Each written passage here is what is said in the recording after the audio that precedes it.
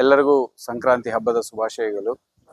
ಈಗ ನಿಮ್ಮೆಲ್ಲರಿಗೆ ಗೊತ್ತಿದ್ದಾಗೆ 16 ಜಾನ್ವರಿಯಿಂದ 22 ಜಾನ್ವರಿ ತನಕ Karnataka state Olympics Karnataka ಕ್ರೀಡಾಕೂಟ ಅನ್ನು ಈ ಸತಿ ತುಮಕೂರಲ್ಲಿ ಆಯೋಜನೆ ಮಾಡಲಾಗ್ತಾ ಇದೆ.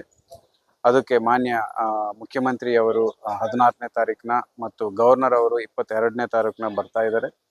ಜೊತೆಗೆ ಸುಮಾರು 5,000 ಕ್ರೀಡಾಪಟುಗಳು ಎಲ್ಲ ಬಂದು ಇಲ್ಲಿ ಪಾರ್ಟಿಸಿಪೇಟ್ ಮಾಡ್ತಾ ಇದ್ದಾರೆ.